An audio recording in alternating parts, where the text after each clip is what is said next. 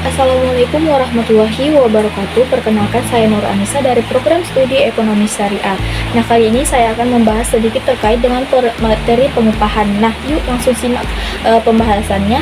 Pada slide pertama ada pengertian upah. Nah, di mana pasal 1 angka 30 Undang-Undang Nomor 13 Tahun 2003 tentang Ketenagakerjaan menyatakan bahwa upah ini merupakan hak pekerja atau buruh yang diterima dan dinyatakan dalam bentuk uang sebagai imbalan dari pengusaha atau pemberi kerja kepada pekerja atau buruh yang ditetapkan dari dan dibayarkan menurut suatu perjanjian kerja.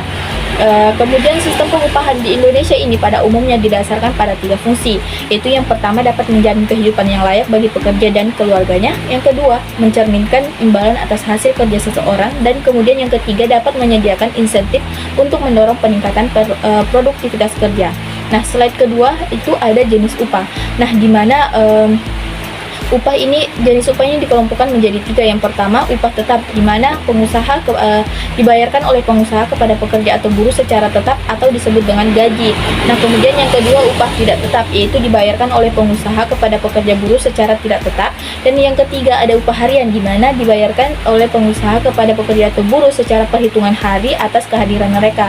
Kemudian slide ketiga ada sistem pengupahan. Nah, di mana merupakan kerangka bagaimana upah ini diatur dan ditetapkan.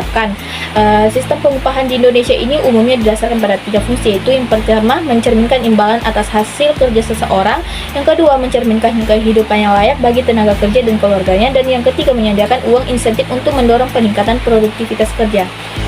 Selanjutnya, pelaksanaan upah minimum, yaitu merupakan kebijakan yang dikeluarkan oleh pemerintah yang bertujuan untuk meningkatkan produktivitas kerja dan kesejahteraan kerja. Upah minimum merupakan upah bulanan terendah yang terdiri atas upah pokok termasuk tunjangan tetap yang telah ditetapkan oleh pemerintah setempat.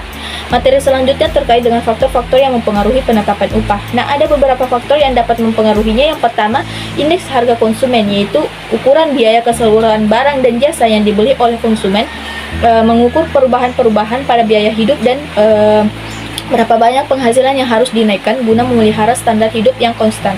Kemudian yang kedua, partisipasi angkatan kerja, yaitu indikator yang biasa digunakan untuk menganalisa partisipasi angkatan kerja tersebut. Kemudian yang ketiga, menurut PDRB, yaitu nilai pasar dari seluruh barang dan jasa jadi yang diproduksi di suatu daerah dalam periode tertentu. Kemudian yang keempat, pendapatan per kapita, yaitu pendapatan rata-rata penduduk di suatu negara pada periode tertentu. Nah, selanjutnya materi fungsi upah, yaitu dilakukan bertujuan untuk fungsi upahnya itu yang pertama berfungsi untuk mengalokasikan sumber daya manusia. Dalam fungsi ini membantu mekanisme perpindahan para karyawan dari pekerja-pekerja yang kurang produktif ke pekerja yang lebih produktif. Kemudian fungsi kedua itu menggunakan sumber daya manusia secara efisien, efektif, dan memuaskan. Kemudian upah berfungsi juga bisa menstimulasi dan memotivasibilitas dan pertumbuhan ekonomi agregat. Kemudian materi selanjutnya komponen upah. Nah, ada komponen upah yang dua komponen upah. Yang pertama termasuk komponen upah itu yang pertama ada upah pokok, upah yang dibayarkan atau imbalan yang dibayarkan kepada buruh menurut tingkat atau jenis pekerjaannya. Kemudian yang kedua tunjangan tetap, yaitu pembayaran yang teratur berkaitan dengan pekerjaan yang diberikan secara tetap. Nah, kemudian seperti tunjangan kesehatan, tunjangan perumahan, tunjangan jabatan, ataupun tunjangan kemahalan. Yang ketiga, tunjangan tidak tetap, yaitu pembayaran secara langsung maupun tidak langsung berkaitan dengan buruh dan keluarganya.